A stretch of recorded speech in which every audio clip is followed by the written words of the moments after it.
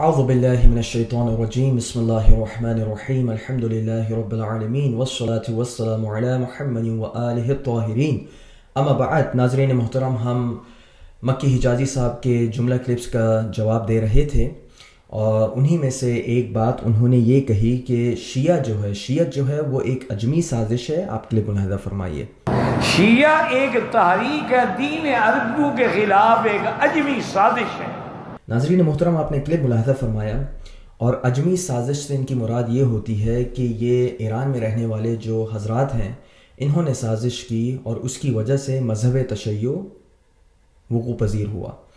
چنانچہ ایک عجیب یہ ان کو بغض ہے ایران سے، ان کو ایک عجیب بغض ہے جو فارس میں رہنے والے حضرات ہیں، جبکہ اگر آپ ان کی کتابوں میں جائیں تو آپ کو جا بجا آپ کو ایران کے جو فضائل ہیں وہ آپ کو جا بجا ملیں گے. آپ کو اگر ہماری بات پر یقین نہ آئے تو آپ صحیح مسلم حدیث نمبر 2546 کو ملاحظہ فرمائیے، جس میں رسول اللہ کہتے ہیں کہ اگر دین ثریہ پر بھی ہو تو ایک بندہ فارس میں سے، عرب میں سے نہیں کہا، فارس میں سے یعنی ایران میں سے، یا او قال من ابناء فارس، یا ایک بندہ یا اچھا خاصا ایک گروہ جو ہے جو ایران میں سے ہوگا وہ اس دین کو پا جائے گا. بلکہ جب سورہ جمعہ وآخرین منہم لما یلحقوا بہم کی آیت نازل ہوئی تو اس وقت بھی رسول اللہ صلی اللہ علیہ وآلہ وسلم نے حضرت سلمان فارسی کی جانب اشارہ کر کے کہا اور ان کے پاس یہ بات کہی کہ اگر دین جو ہے وہ بہت دور بھی پہنچے، یعنی ثریہ یعنی بہت ایک بعید منزل کو بتانے کے لیے آتا ہے، تو اس وقت بھی جو فارس کے لوگ ہیں، جو ایران کے لوگ ہیں، وہ اس دین کو پا جائیں گے اپنی محنتوں کے سبب. تو ناظرین محترم، اگر اجمی سازش کہی جائے تو سب سے پہلے تو اہل سنت کو اپنی کتابوں کو دیکھنا چاہیے کہ انہوں نے کتنے سارے اجمیوں کے فضائل بیان کیے. جبکہ اگر آپ عجیب بات یہ دیکھیں کہ یہ کتاب فضائل الصحابہ ہے، یعنی وہی جو صحیح مسلم سے میں نقل کر رہا ہوں، اور باب ہے فضل فارس، یعنی ایرانیوں کی فضیلت کا باب اس عنوان کے تحت اس کو نقل کیا گیا ہے. اب اگر آپ علماء اہل سنت کو دیکھیں تو علماء اہل سنت میں سے اگر صحت ستہ کے علماء ہی کو صرف ملاحظہ فرمائے تو بخاری بھی ایران سے، یعنی اس زمانے کے ایران سے، مسلم بن حجاج بھی نشاپور کے، ابو عیسیٰ بھی ترمذی سے یعنی ترمذ کے ترمذی، ابن ماجہ قزوینی ہے، اسی طریقے سے ابو داؤد سجستانی ہے. اسی طریقے سے اگر آپ فخر الدین رازی کو اٹھائیں، غزالی کو اٹھائیں، طبری کو اٹھائیں اور بڑے بڑے علماء کو ان کو دیکھیں تو سب کا سب تقریباً ان کا تعلق جو ہے وہ ایران سے نکلتا ہے.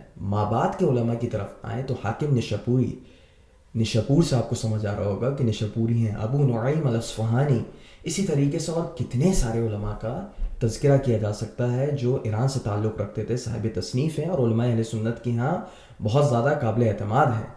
تو یہ بات ان سے پوچھنی چاہیے کہ یہ سب کے سب کیا اجمی سازش ہیں، بلکہ آپ کے مذہب کو اجمی سازش اس دلیل کے تحت کہنا چاہیے کہ تقریباً سب کے سب بڑے مصنفین ایران سے تعلق رکھتے تھے. اب آگے آتے ہیں، یہ ہمارے سامنے کنز العمال ہے، جلد نمبر 6 ہے، صفحہ نمبر 378 ہے، اور اس میں انہوں نے کافی ساری، اور یہ 398 399 اور آگے بھی انہوں نے جو ہے اس سے پہلے بھی انہوں نے روایتوں کو نقل کیا ہے، بے تحاشا روایتوں کو نقل کرتے ہیں جس میں وہ ایران کی تعریف نقل کر رہے ہیں، فارسیوں کی تعریف نقل کر رہے ہیں. آئیے آپ اس کو ملاحظہ فرمائیں. کہتے ہیں کہ اگر علم ثریہ پر ہو تو فارس کے لوگ اس کو حاصل کر لیں گے. رسول اللہ نے فرمایا، اے ابو ایوب، اس کو فارسی ہونے پر آر مت دلاؤ، کیونکہ اگر دین ثریہ پر ہو تو ابنائے فارس اس کو حاصل کر لیں گے. اسی طریقے سے رسول اللہ کہتے ہیں، میں نے بہت سی کالی بکریاں دیکھیں جس میں بہت سی سفید بکریاں داخل ہوئیں. صحابہ کرام رضی اللہ تعالی عنہم نے عرض کیا، اے رسول اللہ، آپ نے اس کا کیا مطلب لیا؟ تو رسول اللہ نے فرمایا، اجمی لوگ تمہارے دین اور تمہارے نسب میں تمہارے شریک ہوں گے. اگر ایمان ثریہ پر ہو تو عجم کے لوگ اس کو حاصل کر لیں گے، اور ان میں سے سب سے زیادہ نیک بخت فارس ہیں، یعنی ایرانی ہیں. رسول اللہ نے فرمایا، بے شک اللہ تعالیٰ اس کی مخلوق میں 2 بہتر چیزیں ہیں، عرب اس کی مخلوق میں بہتر قریش اور عجم سے فارس. اسی طریقے سے اور بھی بہت ساری روایتیں انہوں نے نقل کی ہیں.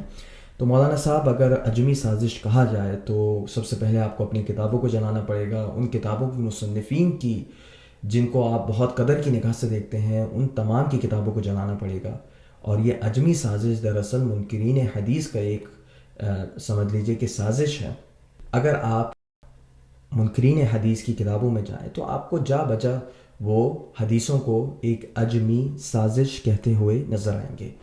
تو آپ بھی اسی ڈگر پر چل رہے ہیں اور آپ ان منکرین حدیث کے لیے ایک چور دروازہ کھول رہے ہیں۔ میری گزارش یہ ہے کہ آپ اپنے موقف کو دوبارہ ملاحظہ فرمائیے۔ وصلی اللہ علی محمد و آلہ الطاہرین۔